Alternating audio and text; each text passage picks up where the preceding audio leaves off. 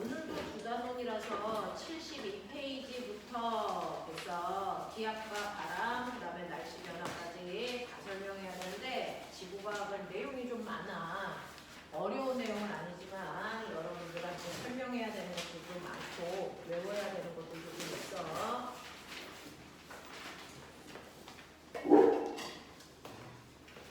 자, 그 중에서요, 여러분들이 보셔야 되는 첫 번째 72페이지에 해당되는 기압과 바람이라고 하는 세 번째 내용부터 하자. 자, 우리가 하는 내용의 핵심은요, 지금 3단원하고 4단원은 전체적으로 날씨 변화야. 자, 시간이 지나면 날씨가 변하는데요. 이 날씨의 변화에도 사실은 두 종류가 있어서 3단원, 4단원으로 나눠져 있는데 그 중에서 단기간에 걸친 날씨의 변화가 있고요. 장기간에 걸친 날씨의 변화가 있단 말이야. 단기간은요, 하루 또는 일주일 요 정도로 짧은 시간 동안의 날씨의 변화를 얘기하는 거거든요. 이 단기간에 걸친 날씨의 변화를 우리가 기상변화 뭐 이렇게 표현을 한단 말이야. 거기에 비해 장기간은 그래서 3개월 또는 1년이라고 하는 아주 긴 시간 동안의 날씨의 변화를 우리는 기후라고 얘기해요. 그래서 기상과 기후는 좀 달라요. 기상은 하루하루의 날씨 변화를 얘기하고요. 기후는 계절 또는 1년 동안의 날씨 변화를 얘기하거든요. 근데 이러한 단기간에 걸친 날씨의 변화를 만드는 안과 장기간에 걸쳐서 날씨의 변화를 만드는 원인이 달라. 단기간에 걸친 날씨의 변화를 만드는 건 뭐냐면 기압이야, 기압. 그래서 3단원은 기압에 대해서 설명하는 거고요. 장기간에 걸친 날씨의 변화는 누가 만드는 거냐면 기단이에요, 기단. 그래서 4단원은 기단에 대해서 설명합니다. 그래서 날씨를 변화시키는 원인 자체가 짧은 기간이냐 긴 기간이냐에 따라서 그 원인이 다르다. 그중 짧은 기간인 하루 또는 일주일, 한 달 요 안에서의 날씨 변화는 우리 지역에 어떤 기압이 와 이거에 의해 결정되거든요. 그래서 여러분들이 첫 번째 배우셔야 되는 게 기압이라는 겁니다. 단기간에 걸친 날씨의 변화를 주도하는 원인인 기압이 뭐야? 라고 하면 기압, 수압, 그래서 다 압력 얘기하는데 공기의 압력을 기압이라고 하고요. 물의 압력은 수압이라고 해요. 되겠어? 그래서 기압이라는 건 공기의 압력을 얘기해요. 자, 공기가 어떻게 압력을 만들어? 이 안에 햇빛을 꽉 채우고 햇빛의 압력 이런 거 없잖아요. 그쵸? 이런 거 없어요. 자, 근데 공기의 압력이 있는 건 사실은 공기의 뭐 때문이에요? 공기의 무게가 있어서 그래요. 그래서 공기의 무게만큼 나를 누르니까 나는 기압을 느껴요. 이런 얘기예요. 그래서 공기의 무게 때문이구나. 그럼 공기도 물질이라서 그렇구나. 빛은 물질이 아니라서 기압을 못 만드는 거구나. 이런 얘기예요.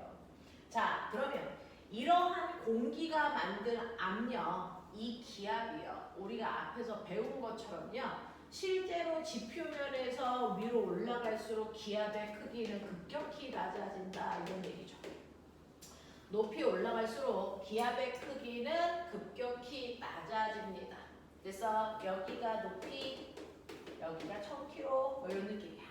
그래서 지표 가까이에 있을 때는 기압의 크기가 열나 커. 자, 그 다음에 하늘로 올라가는 기압의 크기가 급격히 낮아져. 이런 느낌이에요. 왜? 그건 지구에서 중력이 작용하니까 지구 전체의 공기가 1000km까지 있지만 대부분의 공기는 대륙권에 집중되어 있어요. 대륙권의 전체 공기의 80%가 중력 때문에 다 아래로 내려와서 아래에 공기들이 밀집되어 있어서 아래쪽에 공기가 많고요. 위로 올라갈수록 공기의 양이 점점 희박해집니다. 그러니까 공기가 누르는 힘이 점점 작아질 수밖에 없어요.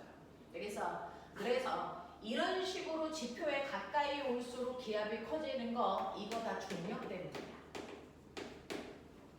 되겠어? 중력 때문에 그래. 자, 그러면 기압은 지표면에 가까이 있을수록 기압이 크다는 거 알았어. 그러면 여기가 기압이 제일 크겠네. 뭐 이런 지표면에 기압이 제일 크겠네. 막 그래요. 그래서 지표에서 기압이 제일 큰데 그러면 이 지표면에서 엄청나게 센 기압을 작용하고 있다고 쳐. 그럼 나를 누르는 기압은 어느 방향이야? 이 얘기예요. 기압은 어디에 있든지 크기는 달라질 수 있지만 기압의 방향은 어디에서나 모든 방향입니다. 기압은 항상 모든 방향으로 작용합니다. 그래서 기압은 모든 방향으로 작용합니다. 수압도 그래요. 모든 방향으로 작용하고요. 한 지점에서는 모든 방향으로 작용하는 기압의 크기가 다 똑같아요. 같은 지점에서는 모든 방향으로 작용하는 기압의 크기가 다 똑같아. 그래서 나를 위에서 누르는 기압이나 옆에서 누르는 기압이나 대각선으로 누르는 기압이나 내가 한 지점에 있다면 기압의 크기는 똑같아요. 이런 얘기죠. 근데 이러한 기압의 크기가 시간에 따라 달라져. 되겠어? 이런 얘기입니다. 자, 그러면 이러한 기압을 우리는 언제부터 알았어? 라고 얘기하면 기압의 크기를 최초로 측정한 사람이 갈릴레이의 수제자 토리첼리라는 사람이에요. 되겠어? 그래서 기압을 최초로 측정한 과학자가요. 바로 누구냐면 토리첼리라고 하는 과학자예요. 토리첼리가 기압이라는 걸 처음으로 인지하고 그거를 측정했는데 뭘 가지고 측정했냐면 수은을 가지고 측정했어요. 그래서 토리첼리의 수은 기압계라고 우리는 얘기합니다. 수은 기압계라고 얘기하는데 이 토리첼리라는 사람의 생각이 되게 심플해요. 자, 이렇게 수조에다가 물 대신에 수은 집어넣는 거예요. 그래서 여기에 수은이 가득 들어있습니다. 수은이 가득 들어있는 수조에다가 또 수은이 가득 들어있는 눈금 실린더를 뒤집습니다. 그러면 처음에 수은이 이렇게 가득 차 있었단 말이야. 근데 지구에서 중력이 작용하니까 여기 있는 수은들이 다 내려갈래! 그래서 밑으로 누르는 힘이 생기죠. 얼마만큼? 수은의 무게만큼. 되겠어? 수은의 무게만큼 나 내려갈래! 라고 얘기해서 얘네들이 내려옵니다. 내려오면 어떤 일이 발생하는 줄 아세요? 당연히 여기에 있는 수조에 있는 수은의 양이 많아지니까 수면이 이렇게 올라가야 되겠죠. 되겠어? 근데 이 수면이 올라가려고 할 때 안 돼! 올라가지 마! 라고 해서 밖에서 누르는 아이가 있습니다. 누구? 공기, 기압이 눌러요.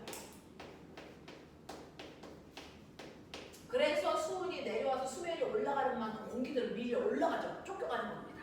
되겠어? 그래서 이 안에 두 개가 싸웁니다. 수은이 나 내려갈래! 라고 하는 수은의 무게와 공기의 압력과 이 두 개가요 서로 돼서 막 힘겨루기를 합니다. 그랬을 때 처음에는 수은의 무게가 엄청 세. 되겠어? 수은의 무게와 공기의 압력, 기압이 있는데요. 맨 처음에는 수은의 무게가 100인데 기압이 50이었다고 치자. 그럼 얘가 힘이 세니까 얘가 밀고 내려옵니다. 그래서 공기들이 밀려갑니다. 근데 밀려 내려오면 내려올수록 어떤 일이 발생하냐면 수은의 양이 줄어요. 그럼 수은의 누르는 힘이 점점 약해지겠죠. 그래서 100이었던 애가 80이 되고 얘가 줄어서 70이 되고 더 줄어서 50이 되는 순간 어떤 일이 발생할까요? 수은이 누르는 힘과 기압이 안 돼! 라고 막는 힘의 크기가 어떠니? 같아져요. 되겠어? 그러면 그때부터는 밀 수 있어? 없어? 없어. 그래서 그 순간까지만 내려오다가 더 이상 수은이 내려오지 못하고 멈추게 됩니다. 되겠어? 이럴 거라고 토리첼리는 생각한 거죠. 그래서 뒤집었더니 실제로 이렇게 되더라고요. 그래서 맨 처음에는 수은이 내려오다가 두 개의 힘이 같아지는 순간 더 이상 수은이 내려오지 못하고 높이가 일정해집니다. 그게 수면으로부터 얼마요? 76cm가 되는 순간 수은은 더 이상 내려오지 않습니다. 그래서 우리는 밖에서 누르는 눈에 보이지 않는 공기가 누르는 힘, 그 평균값을 우리가 대기압 이렇게 얘기해요. 그 대기압을 우리는 1기압이라고 얘기하는 거예요. 그래서 지표면을 공기가 누르는 힘을 우리가 대기압이라고 하고 또는 일기압이라고 하는데 이 일기압이 76cm의 수은이 누르는 힘과 같아요. 여기에 있는 HG는 수은의 원소교입니다. 되겠어? 76cm의 수은 기둥이 누르는 힘의 크기와 대기압의 크기가 정확하게 일치한다라고 하는 걸 처음으로 알아낸 사람이 토리첼입니다. 그러면 이 실험을 수은으로 안 하고 물로 하면요. 자, 생각해볼래? 수은이 무거울까? 물이 무거울까? 수은이 훨씬 무겁습니다. 그러면 수은의 무게와 같은 무게만큼 물을 쌓으려면 물 높이는 훨씬 뭐 해야 될까요? 높아져야 되겠죠. 그래서 일기압과 같은 기둥을 수은 기둥으로는 76cm의 수은이 만드는데 이걸 물로 하면 10m 높이의 물기둥이 나를 누르는 힘과 같다는 거예요. 그러니까 여러분들이 수영장에 10m를 잠수해 본 적이 있을까요? 그 10m를 잠수했을 때 물 안에서 받는 그 수압이죠. 그게 지금 여러분들 공기가 여러분들을 누르고 있는 기압입니다. 그래서 요즘은 수은 기둥이나 물 기둥으로 측정하지 않고요. 자, 기압을 재는 새로운 단위가 있어요. 그 단위로 된 게 1013 헥토파스칼입니다. 그래서 여기에 있는 얘네들이 모두 다 일기압을 표현하는 숫자들이에요. 그래서 다음 중 일기압이 아닌 것 찾아라 이렇게 나오겠죠. 그러니까 외우셔야죠. 일기압은 수은 76cm, 물기둥은 10m, 그리고 1013 헥토파스칼. 되겠어? 또는 공기기둥으로 얘기하면 1000kg에 해당되는 공기기둥 이렇게 얘기하셔도 다 일기압과 같은 크기입니다. 되겠어? 자, 근데 10m나 잠수했을 때 물이 나를 누르는 수압 그거 엄청난데요? 숨쉬기도 힘든데요? 근데 지금 현재 우리를 누르고 있다고요? 네. 근데 왜 우리는 못 느껴요? 라고 하면 인간들이나 지구에 사는 생명체들은요 대단히 오랫동안 익숙하게 공기가 일기압 누르는 힘을 받고 있어요. 자, 그래서 생물들이 진화하면서 생물 몸에서도요 똑같은 크기만큼 밖으로 미는 뭘 만들어내고 있니? 내부압을 우리 몸이 가지고 있습니다. 그래서 공기가 누르는 만큼 내 몸도 안에서 밖으로 미는 힘이 있어서 합력이 얼마인 상태? 0인 상태예요. 그래서 우리는 평상시에 기압을 못 느끼는 것뿐이고 이것과 같은 크기의 기압을 느끼고 싶으면 물속으로 10m 잠수해 보시면 됩니다. 알겠어? 이런 얘기예요. 이런 얘기. 그래서 평상시에는 우리가 느낄 수가 없다. 우리 몸에서 같은 크기의 내부압이 작용하기 때문이다. 되겠어? 자, 그래서 우리가 기압을 실제로 느끼고 싶으면 어떻게 하면 돼요? 비행기를 타고 빠른 속도로 상승해 보시면 급격히 기압이 낮아지죠. 급격히 기압이 낮아지는데 내 몸은 계속 일기압이야. 그러니까 기압의 크기가 같을 수 있니? 다르죠. 그래서 비행기 타고 갑자기 확 올라가면 귀가 뭐합니까? 먹먹합니다. 그래서 그 귀가 먹먹한 이유는 내부압과 밖에 있는 기압의 크기가 같지 않아서 그래요. 근데 오랫동안 비행기에 타고 있으면 어느 순간 나도 모르게 귀가 뻥 뚫리죠. 그건 내 몸에서 밖의 기압과 같은 크기로 내 몸의 내부압을 줄이고 있었어요.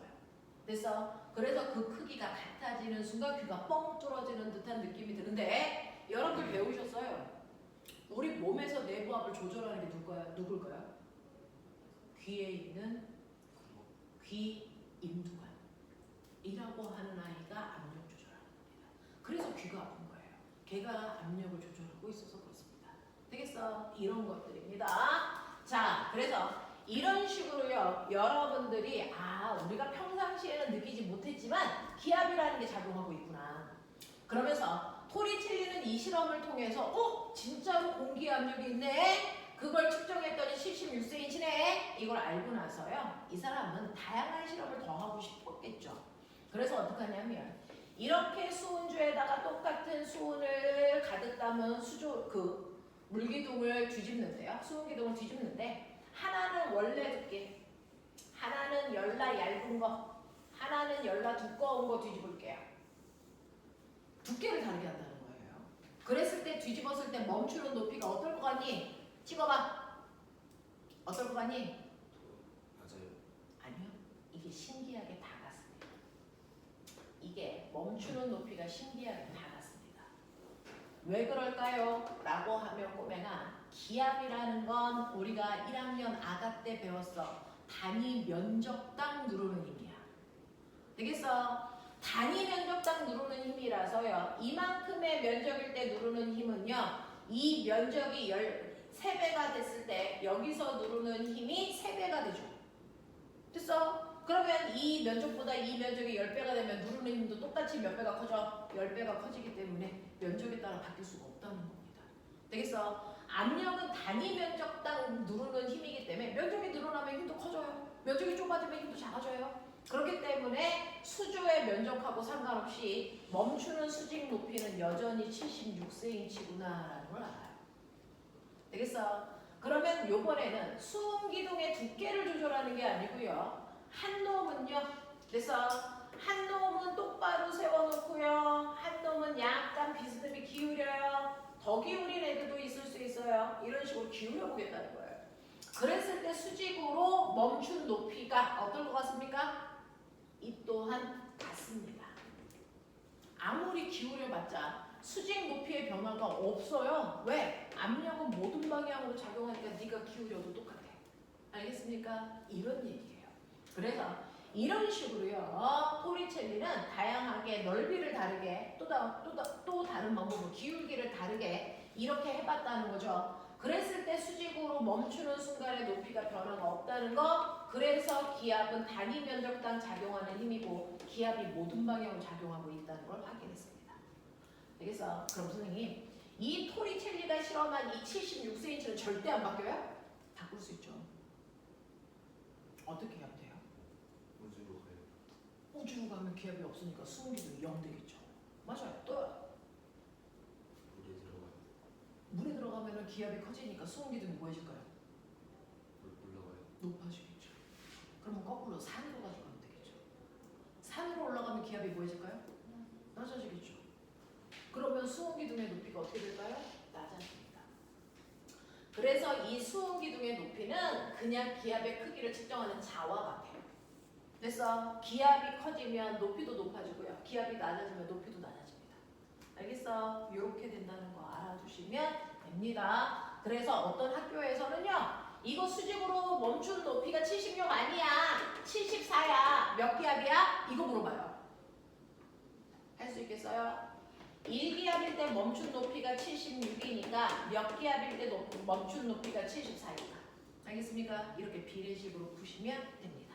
알겠냐? 이런 식으로 해서 실제로 우리가 평상시에 느끼지 못하는 기압이라는 걸 처음으로 측정한 과학자가 토리첼리다. 그 사람이 수은을 가지고 측정했기 때문에 토리첼리의 수은 기압계라고 부른다. 알겠습니까? 이렇게 됩니다. 그래서 여러분들이 가지고 있는 72페이지에 있는 그림이 이런 얘기들이에요. 그러면서 기압이라는 거 엄청나게 크다. 우리가 평상시에 못 느끼는 거지 기압의 세기는 엄청나게 크다라는 걸 인지하셔야 된다. 되겠어? 73페이지 문제 풀어.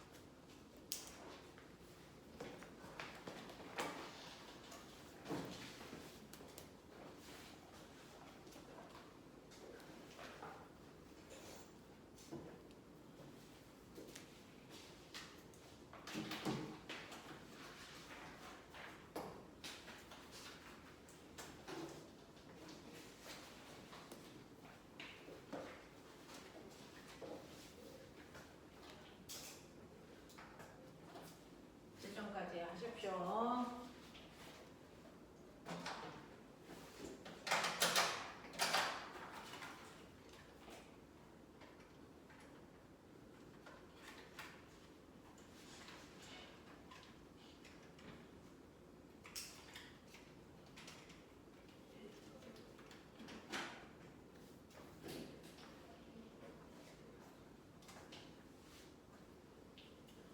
자, 시간 모자란 사람 했어요. 여러분들 보시면 첫 번째 토리첼리가 기압을 측정하는 과정에 대한 얘기들입니다. 1번부터 5번까지 채점하셨을 텐데 74페이지에서 질문. 괜찮습니까? 돼요. 네, 넘어가 볼게요.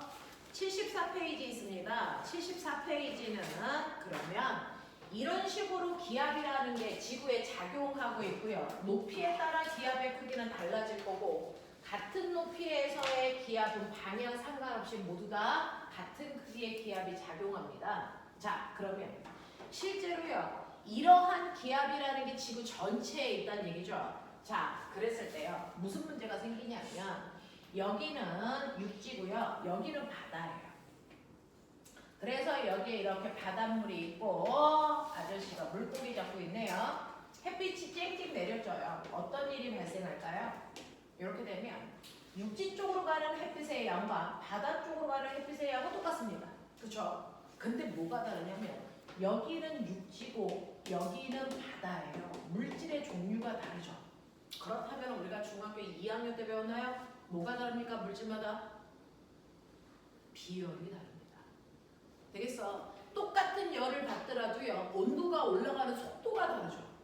그래서 육지는 비열이 작습니다. 그러면 온도가 올라가는 속도가 뭐 할까요? 빨라요. 물은 비열이 큽니다. 그러면 그 엄청난 양의 열을 저축할 때까지 온도가 1도 안 올라간다는 얘기잖아요.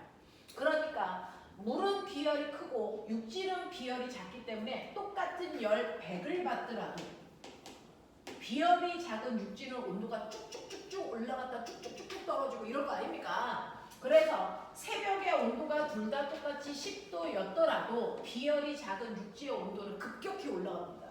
그래서 한여름에 모래사장 온도가 막 50도, 그래서 맨발로 걸어다닐 수가 없어. 막 이래요. 근데 그때 바닷물도 50도일까? 그럼 여기 매운탕이야 이 새끼들아. 알겠어? 바닷물의 온도는 높아봤자 25도 이 정도 됩니다. 비열차가 생기니까. 이렇게 되면 어떤 일이 발생을 하냐면 처음에는 온도가 10도, 10도일 때 온도가 같으니까요. 양쪽에 포함되어 있는 공기의 양이 똑같아요. 여기 공기 100개 있어. 여기도 공기 100개 있어. 이렇단 말이야.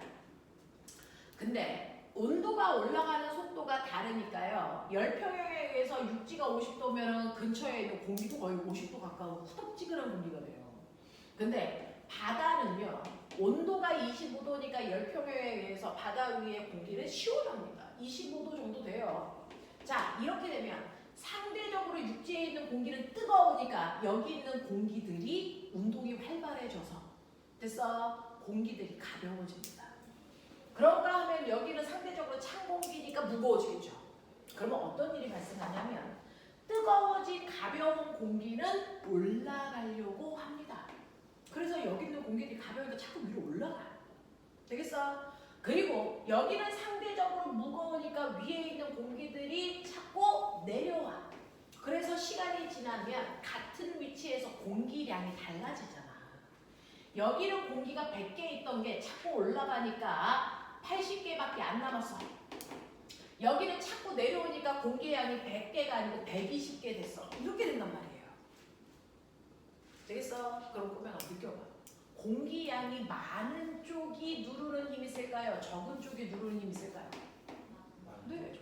공기의 무게 때문에 기압이 생기는데 공기량이 많아지면 누르는 힘이 세지는 거잖아요. 그러니까 여기가 고기압이 된단 말이에요. 그래서 여기가 뭐가 되냐면 기압이 낮아지는 저기압이 만들어진단 말이야. 되겠어? 이런 식으로요. 잘 보시면 얘는 왜 고기압 됐어? 온도가 낮은 저온이니까. 맞죠? 얘는 왜 저기압 돼서 온도가 높은 고온이니까요. 그래서 보시면 온도와 압력이 반대입니다. 온도가 높아지면 기압은 낮아지는 겁니다. 온도가 낮으면 기압은 높아지는 겁니다. 맞아? 이렇게 됩니다. 자, 그래서 지표면의 물질들이 불균형을 하니까 비열차에 의해서 똑같은 열을 주더라도 온도가 달라져요. 그것 때문에 공기의 양이 지표면을 눌러 공기의 양이 달라집니다. 그 순간. 그래서 고기압과 저기압이 생기는 거야. 자, 그걸로 끝나는 게 아니고요. 그럼 이 상태를 가만 놔두면 이 공기들은 계속 올라갈 거잖아. 점점 줄 거잖아. 얘는 점점 늘 거잖아. 그러다 보면 여기가 진공되겠니? 그런 일은 발생할 수 없어요. 왜요? 이렇게 같은 위치에서 어디는 공기량이 많고 어디는 공기량이 작은 걸 우리는 자연들은 싫어해요. 뭔가가 달라지는 걸. 그래서 이렇게 공기량이 불균등해지면 공기가 많은 쪽에서 공기가 적은 쪽으로 공기가 수평으로 이동해 갑니다. 그래서 일정한 차이 이상이 되면 공기가 수평으로 이동하기 때문에 차이가 계속 생길 수 없어요. 되겠어? 이런 식으로 공기가 그래서 이동하는 공기의 순환이 생겨요. 대류. 알겠습니까? 자, 그 중에서 공기가 위아래로 움직이는 걸 멋진 말로 기류라고 해요. 그래서 얘는 아래로 내려가니까 얘는 하단 기류를 만들었구나 이렇게 얘기하면 돼요. 얘는 공기가 올라갔으니까 얘는 상승 기류를 만들었구나 이렇게 얘기한단 말이야 우리가. 됐어? 근데 공기가 위아래로 움직이는 건 기류라고 하는데요. 공기가 옆으로 움직이는 건 뭐라 그럴까요? 바보들. 내가 맨날 쓰는 바람입니다. 바람.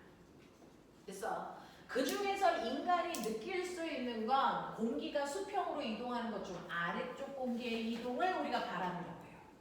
아래쪽 공기의 이동을 바람이라고 합니다. 위쪽 공기의 이동을 바람이라고 하지 않아. 되겠어? 그래서 우리가 얘기하는 바람은 공기의 수평 이동을 얘기한다. 자, 공기의 수평 이동을 얘기합니다. 그래서 이렇게 기온차가 커지면 바람도 세게 불어요. 알겠습니까? 자, 그랬을 때 바람 보이세요? 지금 바다에서 육지로 바람이 불고 있네요. 그러면 이걸 무슨 풍이라고 할까요? 네. 바람은 항상 시작된 쪽을 있는 거예요. 바다에서 바람이 시작됐기 때문에 바다 해자 써서 지금 해풍 불어요. 이렇게 얘기해요. 그래서 우리는 선풍기 바람은 선풍기에서 나오는 바람을 얘기하죠. 에어컨 바람도 에어컨에서 나오는 바람이죠. 그래서 바다에서 부는 바람을 우리가 해풍이라고 불러요. 되겠어? 이런 식으로 해안가에 가면 낮에 해풍이 부는 이유가 이것 때문이에요. 되겠어? 그랬다가 해가 져서 밤이 됐다고 쳐봐. 밤이 되면 급격히 온도가 뚝 떨어지는데 비열이 낮은 쪽이 더 빨리 떨어집니다. 그렇죠? 육지 쪽이 더 빨리 추워진단 말이에요. 그래서 육지 쪽의 온도는 10도까지 내려왔어. 근데 바다의 온도는 20도야. 이렇게요. 그래서 그러면 육지 쪽이 상대적으로 찬 공기가 되기 때문에 차가운 공기가 내려오려는 하강 기류가 만들어져요. 바다 쪽은 상대적으로 상승 기류가 거꾸로 만들어진단 말이야. 그러면 이번에는 바람이 차가운 육지에서 바다로 불겠죠. 되겠어? 이렇게 밤에 부는 바람은 거꾸로 육지에서 바다로 부니까 무슨 풍? 육풍이라고 해요. 됐어? 그래서 해안가에서는요, 낮과 밤에 이렇게 바람의 방향이 정반대로 바뀌어버립니다. 이걸 해안가에서 하루 동안 부는 바람, 이걸 해류풍이라고 우린 부른다. 자, 이렇게 해류풍이라는 바람이 부는 이유가 바로 지표면에 있는 물질의 비열차에 의해서 생긴 바람이죠. 되겠어? 자, 바람을 일으키는 원인은 결과적으로는 기압이야. 기압차. 됐어? 근데 그 기압차를 지표면에서는 물질의 종류가 다른 비열에 의해서 기압차가 만들어졌다는 얘기입니다. 알겠습니까? 이렇게 됩니다. 그러면서 여러분들이 알아두셔야 되는 바람은 공기의 수평 이동 현상을 얘기해요. 자, 공기의 수평 이동 현상을 바람이라고 하고요. 바람은 항상 고기압에서 저기압으로 불어요. 근데 이 고기압과 저기압을 만드는 건 지면의 비열차라고요. 그래서 그 비열차에 의해서 만들어진 바람, 그 비열차에 의해서 만들어진 바람 중에 대표적인 게 해륙풍이었습니다. 근데 해륙풍 말고요. 비열차에 의해서 만들어지는 바람이 하나 더 있어. 사실은 우리나라 자체를 거시적인 안목에서 보면 우리나라 자체가 해안가인 거 알아? 우리가요. 유라시아 대륙가. 그래서 태평양 바다에 껴있는 해안가야. 되겠냐? 우리나라 자체가 해안가야. 그러니 낮과 똑같은 엄청 더운 한여름에는요. 그래서 어디가 시원하냐? 어디가 시원하냐? 바다가 시원하죠.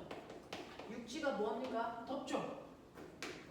자, 바람이 불면 시원하다고 느껴지니 덥다고 느껴지니? 시원하다고 느껴지는 이유가 뭔지 아세요? 바람은 무조건 차가운 쪽에서 더운 쪽으로 불기 때문입니다. 그래서 찬 공기가 오기 때문에 우리가 시원하다고 느끼는 겁니다. 되겠어? 그래서 여름에는 시원한 바다 쪽에서 육지 쪽으로 바람이 우리나라에서 이렇게 불어요. 되겠어? 그러면 우리나라 여름철에 부는 바람이 무슨 풍일까요? 동서남북으로 읽어봐. 못 읽으면 뒤져 이씨. 어디가 전쪽이에요? 여기가 오른쪽이 동쪽이고 남쪽이고 북쪽이고 서쪽이야 이 새끼야 좀 씨. 무슨 풍? 남동풍. 그래서 우리나라 여름철에 부는 바람이 남동계절풍이에요. 이렇게 얘기해. 됐어? 그런가 하면 우리나라 겨울철에 부는 바람은 거꾸로 이렇게 분단 말이야. 거꾸로. 그러니까 겨울철에 부는 바람은 우연아 뭐라 그래? 저 북서풍. 그쵸. 북서계절풍이에요. 이렇게 본단 말이야. 되겠어? 그래서 비열차에 의해서 생기는 바람 중에 두 번째가 우리나라에 부는 계절풍이 돼요. 되겠어? 이런 얘기입니다. 그래서 여러분들이 기억하셔야 되는 이 바람이라는 게 사실은 기압의 차이에 의해서 생기는 거구나. 그 기압 차이에 의해서 바람은 언제나 고기압에서 저기압으로 부는데 이 기압차를 만드는 건 지면의 온도차구나. 그 지면의 온도차는 사실은 지면에 있는 물체의 비열의 차이 때문이야. 그 비열차에 의해서 만들어진 대표적인 바람이 여러분들 해륙풍과 우리나라에서 부는 계절풍입니다. 그래서 시험에서 맨날 나오는데 75페이지 보여요. 75페이지 9번하고 10번처럼요. 9번 그림 그려놓고 무슨 풍이야? 하루 중에 어디 언제야? 어디가 고기압이야? 이따 이것도 물어보는 거예요. 되겠습니까? 자, 그래서 75페이지 문제 5개 풀어보세요.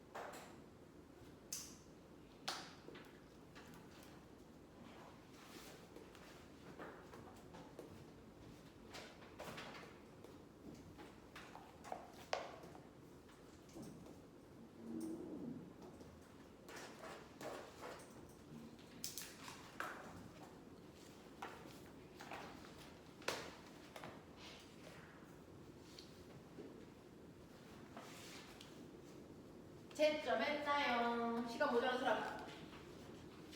괜찮아. 자, 너네가 가지고 있는 75페이지에서요. 6번부터 10번까지 질문. 자, 여러분들 가지고 있는 9번 같은 경우에 그림 볼 때요. 무조건 아래쪽에 있는 수평 방향의 화살표 보셔야 됩니다. 그래서 얘 같은 경우에는 육지에서 바다 쪽으로 바람이 부니까 육풍이고요. 육풍이 분다는 얘기는 육지의 온도가 급격히 낮아졌으니까 하루 중 밤이라는 뜻입니다. 그래서 이런 식으로 판단하셔도 되고요. 똑같은 그림으로 10번 그림으로 보셔도 똑같이 판단할 수 있어야 돼요. 거기에 있는 가그림은 바다가 시원해서 바다에서 바람이 불고 있어요. 육지가 뜨겁습니다. 이건 우리나라 한여름 날씨입니다. 지금 부는 바람은 남동 계절풍입니다. 그래서 이런 것들을 판단할 수 있어야 되고요. 바람이 시작된 쪽이 기압이 높은 쪽이니까 가그림은 바다 쪽의 기압이 훨씬 더 높습니다. 그래서 이런 식으로 판단해 나갈 수 있으면 된다. 이것들이 바랍니다. 자, 그럼 76페이지 잠깐 볼까요? 76페이지에 이 해류풍을 실험한 거예요. 요즘은 실험과 관련된 문제들이 상당히 많이 나옵니다. 해류풍을 실험한 걸로요. 수조가 있는데 반반 잘라요. 그래서 반은 물로, 반은 모래로 채웁니다.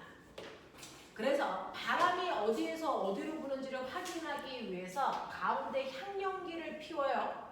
그러면 지금은 온도가 똑같으면 향연기는 똑바로 올라갈 거고 나중에 바람이 불면 바람이 부는 방향으로 향연기는 휠 겁니다. 머리 열나 좋죠? 그래놓고 여기에 이렇게 온도계를 꼽습니다. 그래놓고 햇빛을 대신하는 백열전구를 이렇게 틀어놓겠죠. 그러면 양쪽에 똑같은 열이 전달됩니다. 근데 모래 쪽은 비열이 작으니까 온도가 쭉쭉쭉쭉 올라가. 근데 물은 비열이 크니까 천천히 올라간단 말이죠. 그래서 모래와 물의 온도 차이가 생기는데 태양을 틀어놨기 때문에 여기가 저온, 여기가 고온이 될 거지. 그래서 바람은 차가운 쪽에서 더운 쪽으로 부니까 바람이 이렇게 불 겁니다. 그렇죠? 그러니까 향연기가 이렇게 휘는 걸 볼 수 있어요. 무슨 말인지 알겠어? 이런 것들입니다. 그리고 이걸 끄고 나서 한참 놔두면 거꾸로 온도가 빨리 올라갔던 애는 급격히 낮아지고요. 온도가 천천히 올라갔던 애는 천천히 떨어지기 때문에 기온의 교차가 일어나요. 그게 밤입니다. 되겠어? 이렇게 되면 향연기가 거꾸로 이렇게 휘겠죠. 되겠어? 그 실험을 하겠다는 게 여러분들이 가지고 있는 76페이지입니다. 76페이지에 정리 채우시면서 밑에 있는 확인 예제, 확인 문제 1, 2, 3번 하세요.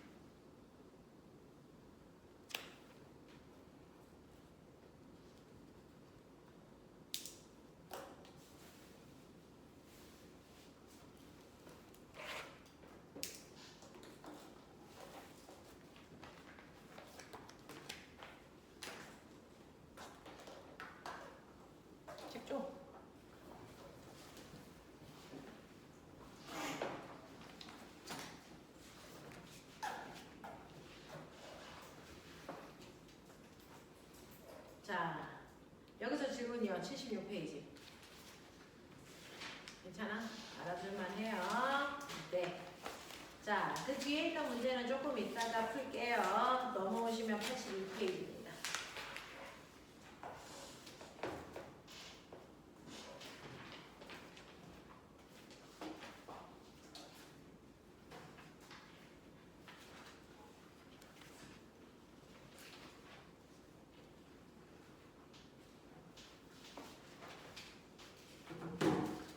자, 82페이지 보시면 이제 두 번째입니다. 우리는 지금 첫 번째 했던 건 뭐냐면 짧은 시간 동안의 날씨의 변화를 주도하는 기압이라는 거에 대해서 했어요. 그 기압이 하루 동안의 날씨 변화를 일으킵니다. 되겠어? 그것 때문에 바람도 만들어지고 이러네요. 자, 그 다음에 두 번째는요. 장기간에 걸친 날씨의 변화를 주도하는 건 뭔데? 라고 하는 장기간에 걸친 날씨의 변화인 기후를 만드는 주체가 기단이라는 거예요. 그래서 여러분들이 이제 지구과학의 마지막 부분 기단과 전선에 대해서 하자 이겁니다. 장기간에 걸친 날씨의 변화를 주관하는 게 기단이라고 하는데 여기서 말하는 기자는 우리가 알고 있는 공기예요. 공기 기자.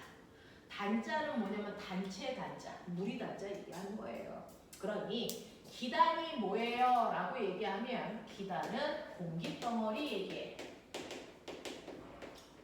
그러면 지구를 둘러싸고 있는 공기덩어리는 하나인데 네. 그러니까 지구 주변에 기단이라는 게 있겠죠. 그럼 지구에는 기단이 하나야? 아니야. 그래서 기단이라는 건 공기덩어리인데 성질이 비슷한 공기덩어리를 기단이라고 해요. 성질이 비슷해야 돼요. 성질이 비슷한 공기덩어리를 우리가 기단이라고 한다라고 얘기합니다. 그러면 성질이 비슷하다는 얘기는 어떤 성질을 얘기하는데요? 라고 얘기하면 여기서 말하는 성질은 공기의 온도와 기온과 습도를 얘기합니다. 공기의 온도와 습도를 보는 거예요. 여기는 온도가 높은데 습도도 높아. 그러면 온도와 습도가 높은 공기들의 물인데 옆을 보니까 온도는 높은데 습도는 낮아. 그러면 얘하고 얘는 다른 기단이죠. 되겠어? 자, 얘 습도 낮아. 얘도 습도 낮아. 근데 얘 뜨거운데 얘 차가워. 그럼 또 다른 아이죠. 되겠어? 그럼 빨리 경우의 수로 생각해 보세요. 온도와 습도로 나누면 기단의 종류 몇 가지 있을까요? 4가지죠. 되겠어? 온도와 습도를 기준으로 나누면 우리 기단의 종류를 우리는 4가지로 만들 수 있더라는 얘기예요. 여러분들이 보시는 것처럼 온도가 높아요. 온. 습도도 높아요. 다습. 됐죠? 온도 높은데 습도는 낮아요. 뭐라고 그래? 고온. 저습은 없어 인마. 고온. 건조. 맞아? 저습이 어딨어? 자, 거꾸로 온도 낮아요. 그러면 저온, 가습, 저온, 건조. 되겠어? 이런 식으로 4가지의 기단이 있을 수 있다라고 하는 4가지 경우를 생각해 보시면 되죠. 되겠어? 이렇게 온도와 습도에 따라 공기덩어리들의 무리가 형성이 돼요. 되겠어? 그래서 하루에 지구 전체로 보면 기단이 한 10개쯤 떠다녀요, 지금. 됐어? 10개쯤 떠다니는 기단들이 지구에 형성되어 있어요. 이렇게 되는데 그러면 우리나라에도 이런 기단의 영향을 받아요? 네. 이 기단의 영향을 받아서 우리나라에 사계절이 생깁니다. 그래서 우리나라를 이렇게 그리면 꼬매나 우리나라를 둘러싸고 있는 4개의 기단이요. 여기, 여기, 여기, 여기에 위치합니다. 그래서 이렇게 4개의 기단이 우리나라에 들어왔다가 없어질 때까지 3개월 정도 걸려요. 그게 하나의 계절입니다. 되겠어? 이렇게 만들어지는데 그러면 우리나라의 얘네들의 기단은 그럼 이 중에 어떤 성격이에요? 이거 결정하셔야죠. 되겠어? 더럽게 쉬워요. 우리나라를 가로로 자르시면 되겠어? 우리나라를 위아래로 자르시면 생각해. 위가 춥니 아래가 춥니? 위가 춥죠. 그쵸? 그러니까 위가 다 저온인 기단들이에요. 아래가 다 고온인 기단이죠. 생각할 필요 없는 거 아니에요? 됐어. 요번에는 우리나라를 세로로 잘라. 오른쪽 왼쪽 중에 어디가 물이 많냐? 왼쪽. 여기에는 왜 많은데요? 여긴 태평양이야 이 새끼야. 여긴 유라시아 대륙이야 이 새끼야. 어디가 물이 많겠어요? 오른쪽이 많겠죠. 그래서 오른쪽이 뭡니까? 다습. 왼쪽은 건조. 이 기단이 만들어집니다. 되겠어? 자, 이렇게 우리나라에는 4개의 기단의 영향을 받는데 그 4개의 기단이 바로 성격이 다 달라요. 그 성격을 여러분들은 별도로 외우지 말고 구조 보시면 그때그때 조합할 수 있겠죠. 이렇게 해서 성격이 만들어집니다. 근데 저 궁금한 게 있는데 그러면 기단은 이렇게 4가지 성격을 갖는다 그랬는데 기단은 이 성격 어디서 가지고 온 거예요? 원래 공기가 처음부터 이 성격을 가지고 있었어요? 아니에요. 기단이 어느 지역에 오랫동안 떠 있느냐에 따라 기단의 성격은 결정돼요. 예를 들어서 여기는요 시베리아 벌판이야. 그러면 시베리아 벌판에 오랫동안 떠 있는 공기는 공기 자체가 시베리아스러워져요. 땅바닥으로부터 열을 받는데 얘는 되게 차갑잖아. 그러니까 저온이야. 그 다음에 여기는 벌판이니까 더럽게 건조하겠지. 그래서 얘는 저온 건조한 기단이 만들어진단 말이야. 되겠어? 그런가 하면 그 옆은 뭐냐면 그 옆은 북태평양이라고 치자. 온도 어떨 것 같아? 높아요. 그렇죠. 여기 훌라춤추는 그 언니들이 있는 곳이잖아요. 되겠어? 그래서 고온 그리고 태평양이니까 뭐야? 다습. 그렇죠. 그래서 다습 이렇단 말이에요. 그래서 이런 식으로 기단의 성격은요 어느 지역에 오랫동안 떠 있느냐에 따라 기단의 성격이 결정됩니다. 그랬다가 그럼 기단은 계속 여기 있는 거야? 아니죠. 이 기단들이 서서히 대기가 순환하니까 밀려갑니다. 그래서 시베리아에서 오랫동안 떠있던 기단이 북태평양 쪽으로 옵니다. 됐어? 라고 치자. 그럼 기단의 성격은 변할까 안 변할까? 변합니다. 왜? 기단은 무조건 땅바닥에서 그 성질을 계속 갖고 있는데 땅바닥이 달라지잖아. 그럼 성격도 변합니다.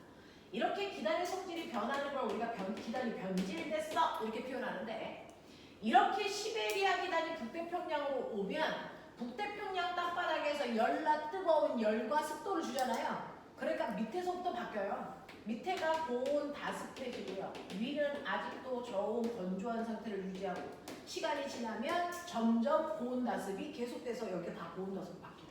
이렇게 돼요. 그래서 기단들은 이동하면서 성질이 서서히 변해가는 걸 기단이 소멸됐어요. 우리 이렇게 얘기하는 거예요. 되겠어? 이렇게 됩니다. 자, 그래서 우리나라의 이 4가지 기단들이 만들어져서 우리나라로 오면서 기단의 성질이 변해서 없어지는 거거든요. 되겠어? 그래서 한 계절이 끝나가는 겁니다. 자, 그랬을 때요. 우리는 이런 식으로 기단이 어느 지역에 오랫동안 머물러 있느냐에 따라 성격이 결정되기 때문에 기단의 이름은 별도로 붙이지 않아요. 그냥 지명을 땁니다. 시베리아에서 만들어진 기단을 뭐라 그럽니까? 시베리아 기단. 북태평양에서 만들어진 기단을 북태평양 기단 이렇게 얘기하면 그 지명만으로 사람들이 이 새끼 성격 어떻겠네? 예측할 수 있거든요. 자, 그렇다면 이 중에서 A, 여기가 어딜 것 같습니까? 여기가 시베리아입니다. 그래서 얘 이름이 시베리아 기단입니다.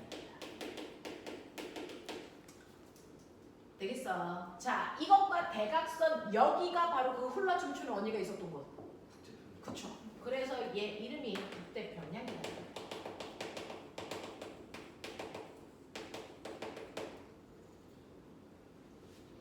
그리고 얘 보이세요?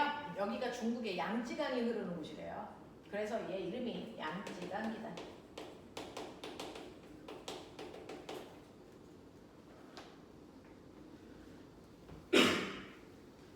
그리고 여기가 일본의 오호츠크라고 하는 바다가 있는 곳이래요. 그래서 이름이 오호츠크해 기단입니다.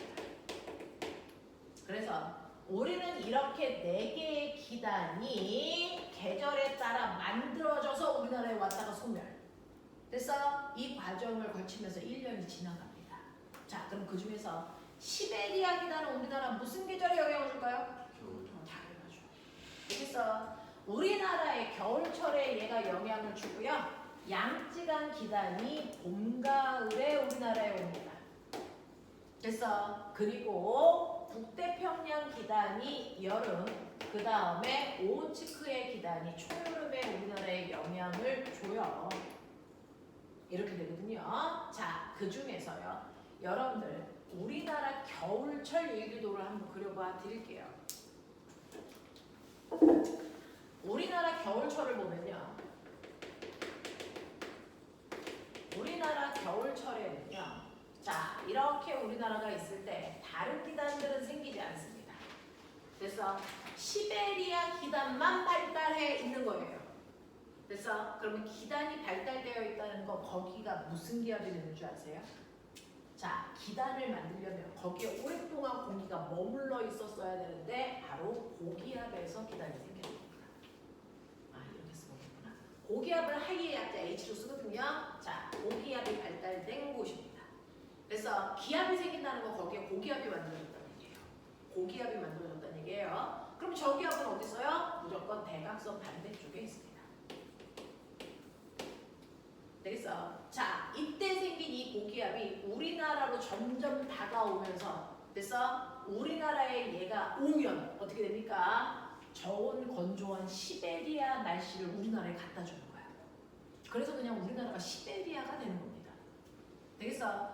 그래서 우리나라 겨울철에는 시베리아 기단의 영향으로요. 날씨가 더럽게 추운 거죠. 자, 그래서 저온 건조라고 해도 되고요. 우리나라는 차가워요를 다른 말로 한냉 건조라고도 얘기합니다. 더럽게 한냉 건조한 날씨가 만들어져. 우리나라 자체가 그냥 시베리아가 된 거야. 되겠어? 얼마나 추워요? 여러분 요번에 겨울에 얼마나 추웠습니까? 얘기하면 더럽게 춥죠. 그래서 우리나라는 시베리아에 있던 사람이 와도 춥네 라고 할 정도로 엄청 추운 날씨예요. 되겠죠? 그래서 우리나라 추운 겨울철은요 3만4온의 날씨가 반복돼요. 3일 동안은 귀가 떨어질 정도로 춥고요 4일 동안은 견딜 만큼 추워요. 그래서 이런 얘기예요. 3만4온의 날씨가 반복되고 있는 게 우리나라 겨울철 날씨입니다. 그러면서 이러한 겨울철에 엄청나게 추운 바람도 불어 한파가 몰아닥치죠. 찰 한자 바람 파자야. 한파가 몰아닥치죠. 되겠어? 자, 그러면서 바람이 불 때요. 꼬맹아, 바람의 방향은 무조건 고기압에서 저기압 방향으로 바람이 분다르지. 풍향 읽어. 무슨 풍? 뭐야? 그쵸. 그래서 겨울철에 북서 계절풍이 불어요. 맞아. 자, 그랬을 때요. 우리나라 고기압, 저기압의 배치를 보면 우리나라 고기압이 거의 서쪽에 위치해요. 그래서 겨울철에는 서쪽에 고기압이 있고 반대쪽 동쪽에 저기압이 있는 형태의 기압 배치를 씁니다. 알겠습니까? 이게 바로 우리나라 겨울철의 일기도입니다.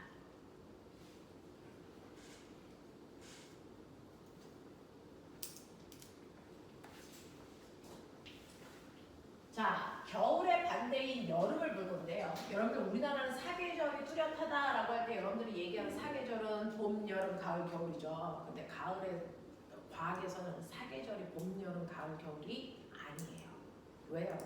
봄, 가을은 같은 기단의 영향을 받기 때문에 하나의 계절입니다. 되겠어? 그러면 겨울, 봄, 가을, 여름 계절 하나가 없네. 뭘 것 같습니까? 사실은 여름이 두 개의 계절로 나뉘는 거 아세요? 초여름과 한여름이요. 됐어? 이렇게 나눕니다. 그래서 과학에서 나누는 사계절은요. 봄, 가을과 초여름과 여름과 겨울입니다. 되겠어? 그 중에서 겨울은 저렇게 되는 거고요. 우리나라 여름 중 초여름은 어떤 줄 아세요?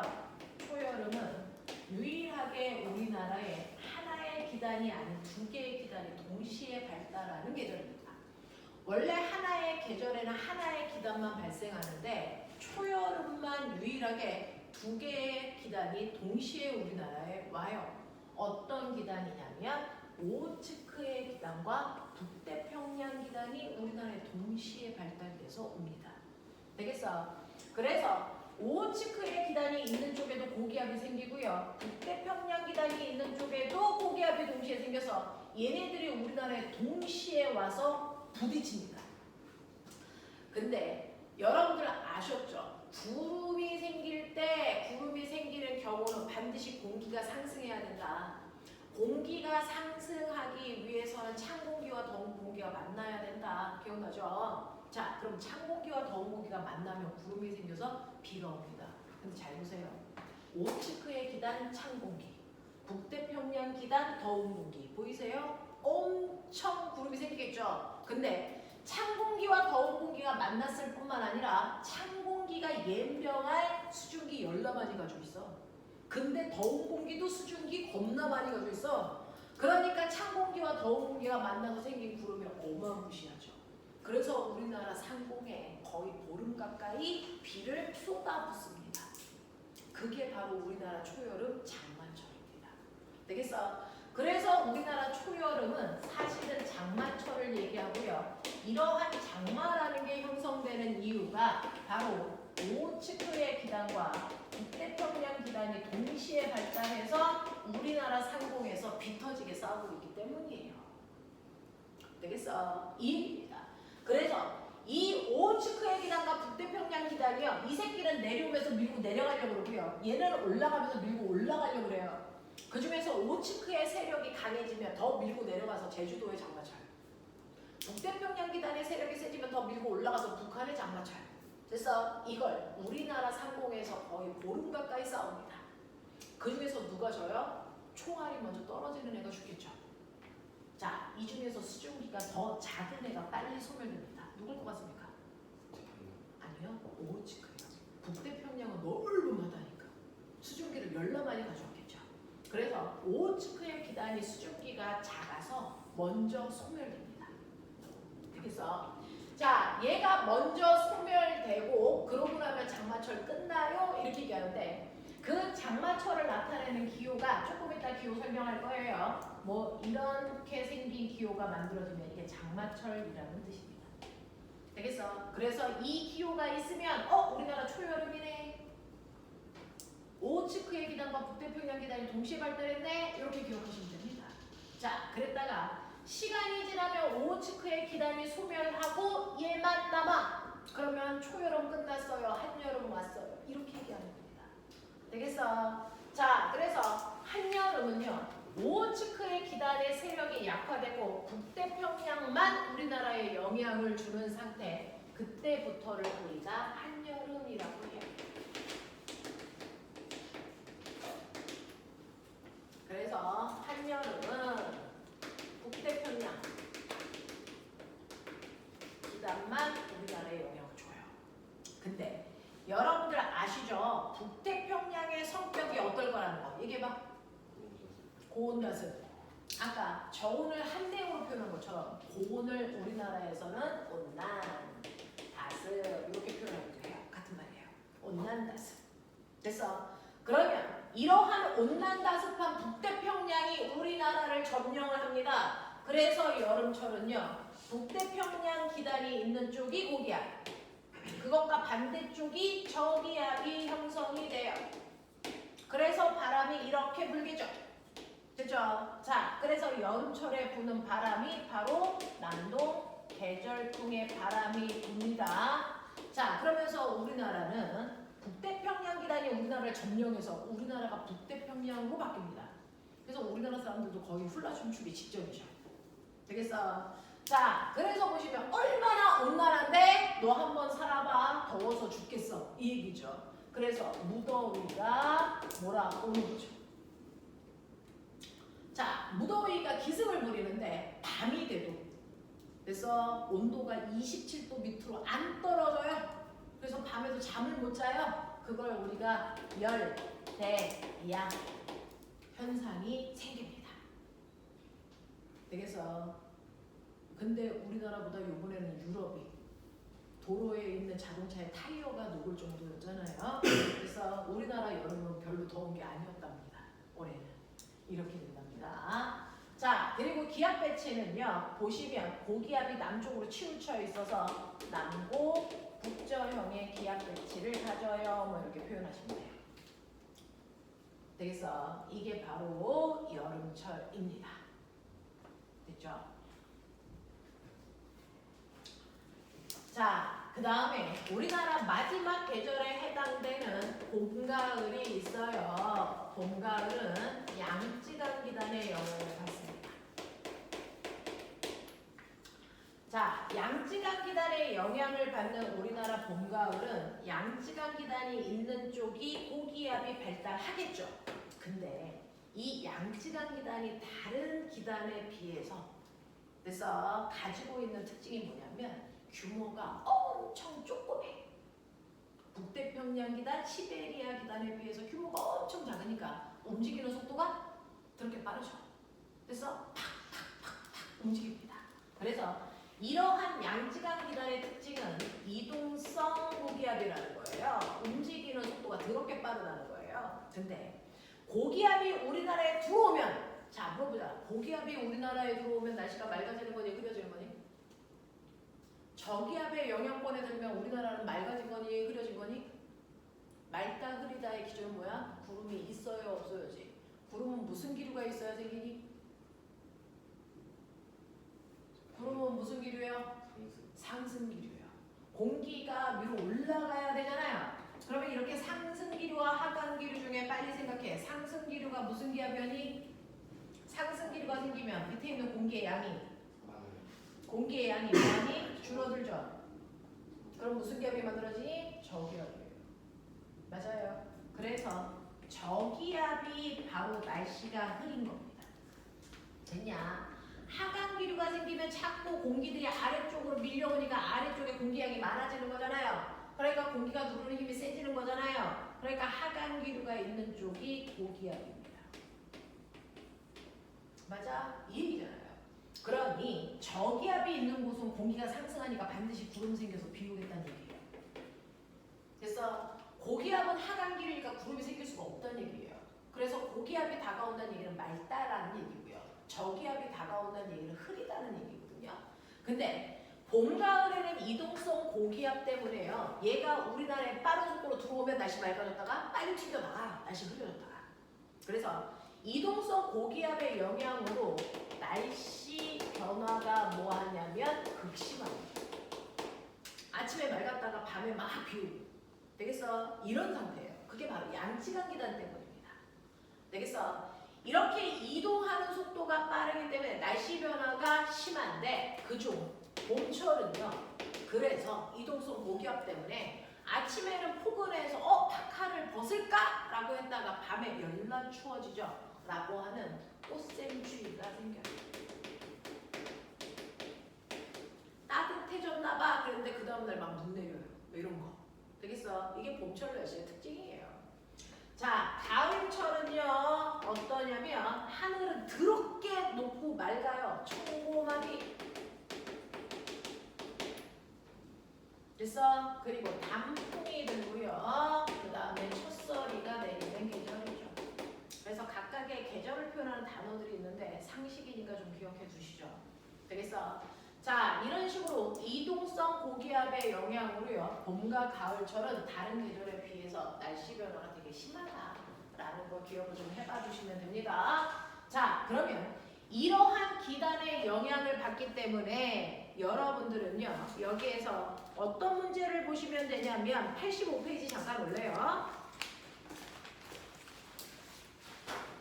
85페이지 보시면 85페이지에서 여러분들 가지고 있는 10번 그림 잠깐 보세요. 85페이지 10번 보시면 10번의 가즘 보세요. 자, 일단 가장 중요한 건 우리나라를 찾아라. 찾았습니까? 자, 그리고 우리나라에서 가장 가까이에 있는 고기압을 찾으세요. 찾았습니까? 그게 무슨 기단이 있는 쪽입니까? 그러니까 지금 무슨 계절일까요? 여름입니다. 이렇게 찾는 겁니다. 한 번 더 할게요. 옆에 있는 나 그림 보세요. 우리나라 찾았어? 오케이. 우리나라에서 가장 가까이 있는 고기압 찾아. 무슨 기단이 있는 쪽입니까? 그러니까 무슨 계절이겠습니까? 이렇게 찾는 겁니다. 됐어? 계절을 보는 방법은 이렇게 하시는 겁니다. 됐죠? 그래서 무슨 계절인지 찾으셔야 된다. 이해합니까? 이해합니까? 이런 얘기입니다. 자, 그러면서 여러분들 고기압과 저기압에 대한 얘기 잠깐만 해줄게요. 자, 그러면 고기압과 저기압에 의해서 날씨가 만들어지는 겁니다. 고기압이 우리나라에 오면 날씨가 맑아져요. 왜? 고기압은 공기가 차가워지기 때문에 자꾸 내려오는 하강기류가 생긴다 그랬어요. 그래서 우리는 고기압을 표현할 때요. 하강기류가 생겨요. 이렇게 그려요. 그래서 자, 상대적으로 저기압은 공기가 올라갑니다. 상승기류 생겨요. 이렇게 표현합니다. 자, 그리고 나서 바람은 고기압에서 저기압으로 불어요 라고 할 때 그럼 고기압에서 저기압으로 바람이 이렇게 불어야 될 것 같죠? 이렇게 안 붑니다. 바람이 고기압에서 저기압으로 이렇게 수직으로 가지 않아요. 어떻게 가냐면 고기압에서 바람이 불어나갈 때 시계 방향으로 휘면서 붑니다. 신기하죠? 저기압일 때는 반시계 방향으로 여기서 나간 바람이 반시계 방향으로 휘어서 들어갑니다.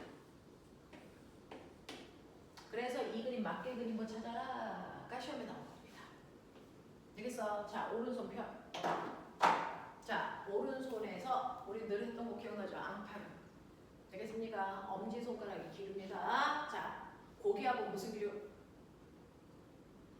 하강기류. 엄지손가락 내려. 그리고 감아. 자, 감았을 때 얘 봐. 무슨 방향으로 감겼니? 시계 방향. 시계 방향으로 불어 나옵니다. 알겠어? 저기압입니다. 엄지손가락 세워. 상승기류죠. 자, 거기 있는 손가락 보세요. 자, 무슨 방향입니까? 반시계 방향으로 불어 들어갑니다. 알겠습니까? 이 얘기입니다. 자, 그래서 고기압에서는요, 여러분들이 보시는 것처럼 하강기류가 형성되고 바람이 시계 방향으로 불어 나가고요. 저기압에서는요, 상승기류고 바람이 반시계 방향으로 불어 들어갑니다. 근데 선생님, 고기압에서 바람이 저기압으로 똑바로 왜 안 가고 휘어요? 그건 바람이 휜 적이 없어요. 바람 똑바로 불어요. 근데 지구에 타 있는 네가 계속 뭐하니? 돌아요. 바람은 고기압에서 저기압으로 똑바로 오는데 지구를 타고 있는 내가 뭐하니? 회전한다.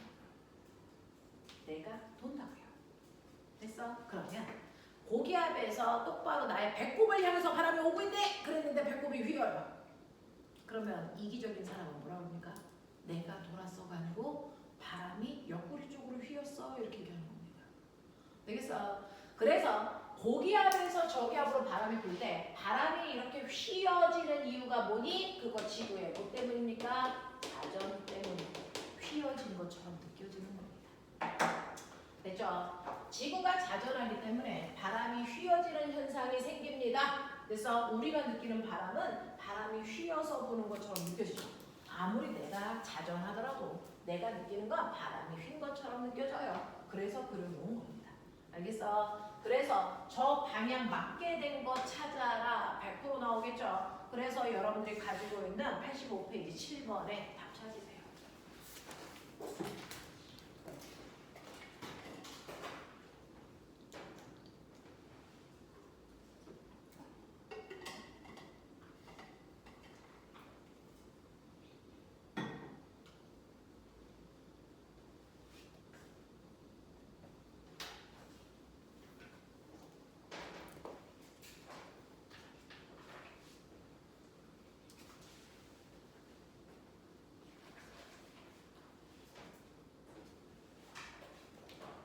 자, 7번 보시면 가는 들어가요.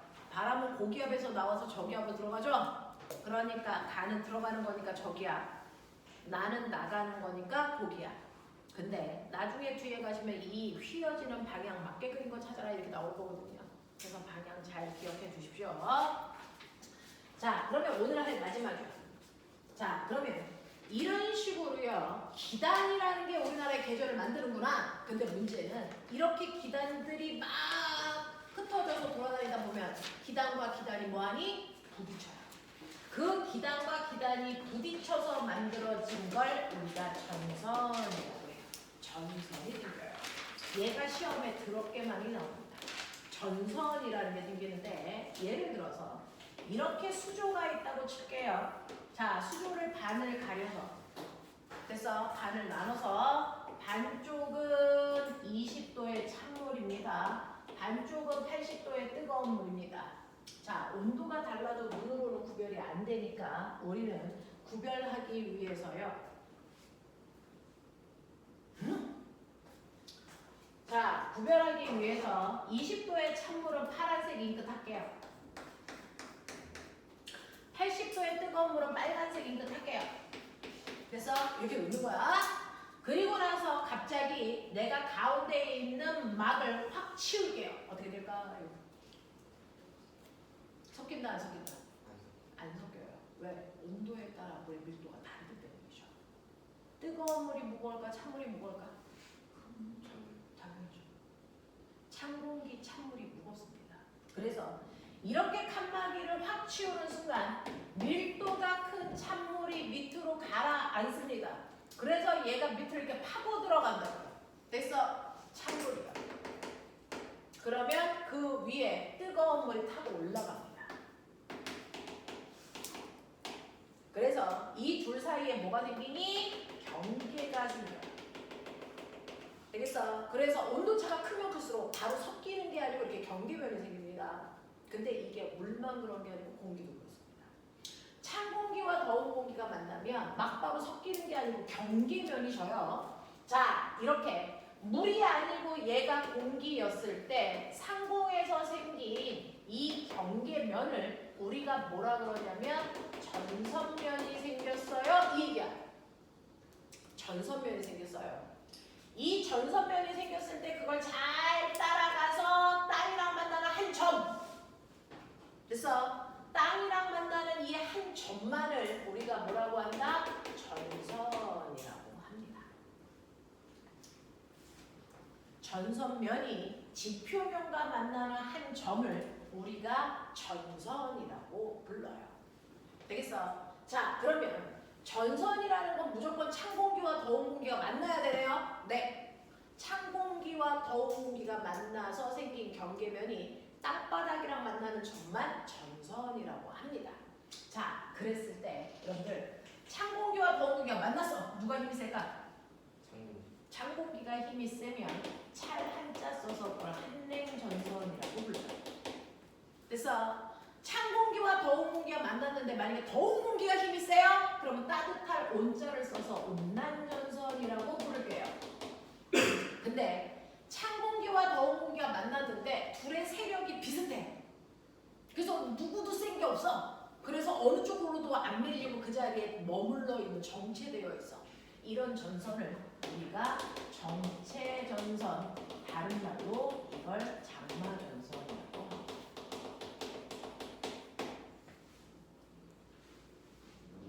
그런 거 합니다.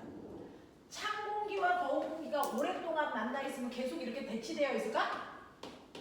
그럴 수 없죠. 왜? 뜨거운 데서 차가운 쪽으로 열이 이동해 가잖아요. 그럼 시간이 지나면 온도 차이가 없어져서 결국 섞여요. 알겠어? 이렇게 전선이 생겼다가 오랜 시간이 지나면 전선의 성질이 없어져요. 그걸 우리가 폐색전선이라고 합니다. 그래서 전선은 이렇게 4가지 종류가 있어요. 한냉전선, 온난전선, 정체전선, 폐색전선.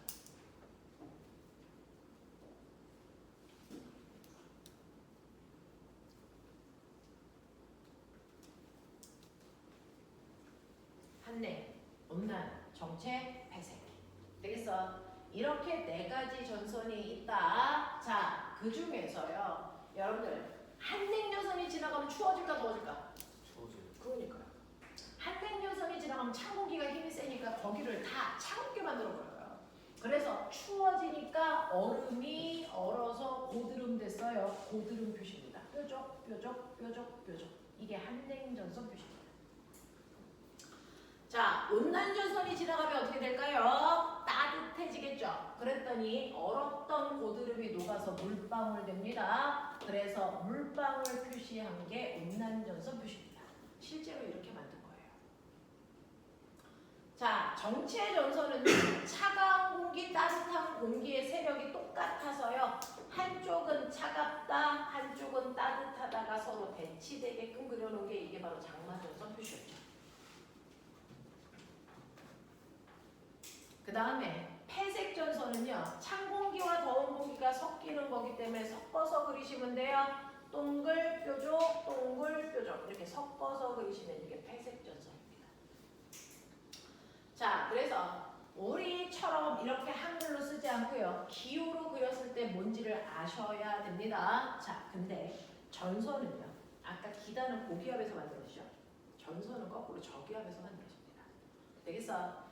그래서 이렇게 저기압에서 됐니? 맨 처음에 전선의 일생이요. 모든 전선은 정체 전선이 먼저 생깁니다. 정체 전선이 먼저 생기고요. 우리나라는 편서풍 지대입니다. 바람이 서쪽에서 동쪽으로 분다. 우리나라는 편서풍 지대니까 여기가 서쪽, 여기가 동쪽. 그래서 이쪽을 우리가 앞쪽, 이쪽을 뒤쪽 이렇게 표현할게요. 그래서 편서풍에 의해서 바람이 출렁출렁 불면서 시간이 지나면 온난전선이 먼저 발달해서 앞으로 치고 나갑니다. 그리고 나면 뒤에 한냉전선이 발생해서 쫓아갑니다. 되겠어? 자, 정체전선에서 편서풍에 의해서 온난전선이 먼저 치고 나가고 뒤에 한냉전선이 나중에 생긴다. 되겠습니까? 근데 누구의 속도가 빠르냐면 한냉전선 속도가 더럽게 빠릅니다. 그래서 늦게 생긴 한냉전선이 속도가 빠르니까 쫓아갑니다. 그래서 이 두 개가 겹쳐서 회색 전선으로 죽습니다. 이게 전선의 일생입니다. 알겠어? 이게 전선의 일생입니다. 그중 전선이 가장 성숙되어 있을 때가 언제냐면 바로 이때입니다. 가장 완벽하게 성숙되어 있을 때.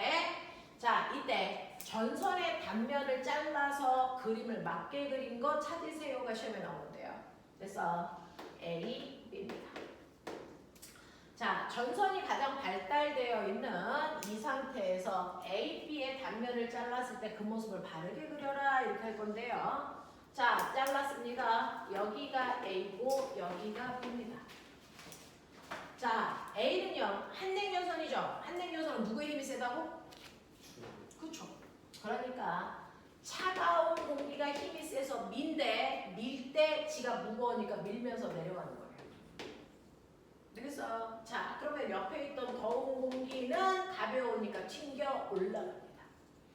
근데 생각해 볼래요? 찬 공기는 무거운데 힘도 세. 근데 더운 공기는 가벼운데 힘도 약해. 그러니까 무거운 새끼가 한번 팡 하고 밀면 더운 공기를 솟구쳐 올라갑니다. 거의 수직 상승합니다. 되겠어? 그래서 더운 공기가 거의 수직으로 상승하니까 이 경계면의 경사가 급합니다. 그러면서 더운 공기가 수직으로 상승하면서 구름도 수직으로 발달한 구름을 만듭니다. 되겠냐? 이 수직으로 발달한 구름을 우리가 뭐라 그러냐면 저군형 이렇게 부릅니다. 그러면 이렇게 수직으로 발달한 구름에서요. 이제 이 구름에 있는 물방울들이 무거워지면 여기서 비가 쏟아집니다. 근데 요만큼의 좁은 면적에 여기 있는 물방울이 한꺼번에 쏟아집니다. 그 엄청난 양의 비가 한꺼번에 쏟아지죠. 무슨 비를 내리게 합니까? 소나기를 내리게 합니다. 되겠어? 그래서 한냉전선의 경계면에서는 경사가 급하게 더운 공기가 올라가기 때문에 수직으로 발달한 저군형의 구름이 생긴다. 그래서 소나기가 오는데 아까 말씀드렸죠. 한냉전선의 이동 속도 더럽게 뭐하다고? 빠르다. 그러니까 구름을 만들어 놓고 비가 오기도 전에 지나가 버려요. 그래서 비는 한냉전선 뒤쪽에 좁은 지역에 소나기가 내리죠. 이렇게 됩니다. 여기서 한냉전선의 이동 속도가 빠르기 때문에 구름을 만들고 지는 나가버려요. 그래서 비는 한냉전선 뒤쪽에 좁은 지역에 소나기가 집중해서 납니다. 자, 그 다음 온난전선이요.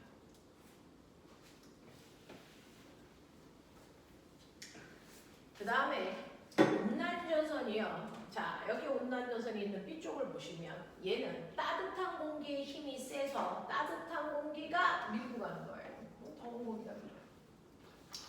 더운 공기가 밀고 상대적으로 찬 공기가 밀려가는 거 아니니? 근데 더운 공기가 가벼우니까 밀면서 지는 올라가. 그리고 찬 공기는 무거우니까 밀려가면서 내려가겠죠. 근데 생각해봐. 더운 공기는 가볍잖아. 가벼운 애가 힘이 세서 세서 미는데 무거운 애가 잘 밀릴까 안 밀릴까? 안 밀려요. 그래서 천천히 밀고 갑니다. 그러니까 천천히 밀고 올라가니까 경사가 완만합니다. 그러니 더운 공기가 밀고 올라가면서 구름이 생겨야 되는데 경사가 완만하니까 구름이 넓게 옆으로 퍼진 구름이 생깁니다. 그래서 구름이 옆으로 넓게 퍼진 구름을 우리가 층운형의 구름이 생겼어요 이렇게 얘기해요. 넓게 퍼진 건 층운형, 위아래로 쌓여있는 건 저군형 이렇게 표현합니다. 자, 그러면 구름이 넓게 생겼으니까 비도 넓은 지역에 비가 오겠죠. 이걸 우리가 이슬비가 내려 이렇게 얘기합니다. 되겠니? 자, 그랬을 때 온난전선은 이동 속도가 느리니까 온난전선 앞쪽에 넓게 이슬비가 내립니다. 이렇게. 그래서 전선이 발달되어 있을 때 전선의 가운데 비가 오지 않습니다. 양옆에만 옵니다. 되겠어? 온난전선 앞쪽에는 층운형의 구름으로 이슬비가 오고요. 한냉전선 뒤쪽에는 저군형의 구름으로 소나기가 내립니다. 되겠어?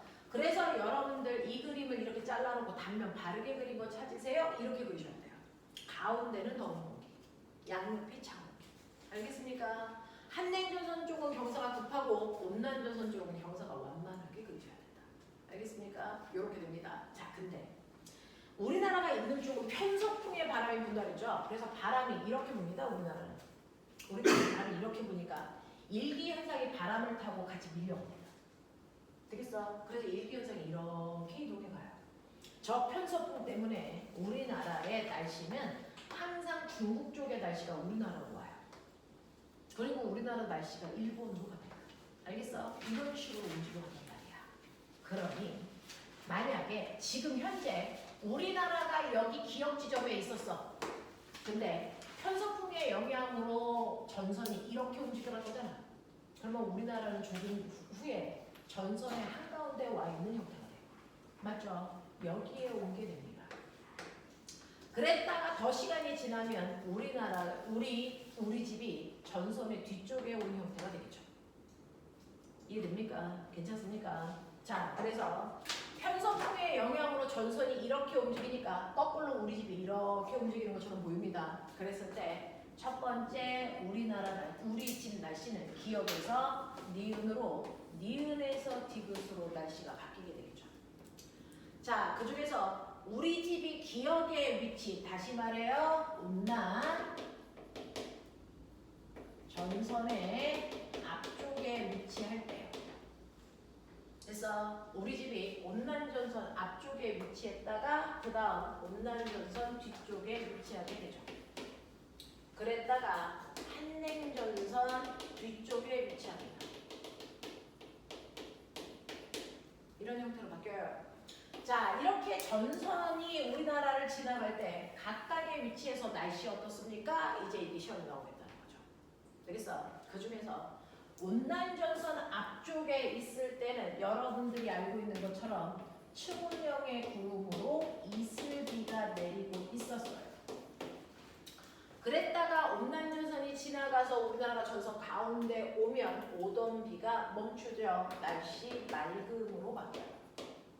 그랬다가 한냉전선이 지나가는 순간 우리 집에 저군형의 구름이 만들어져서 소나기가 내리게 됩니다.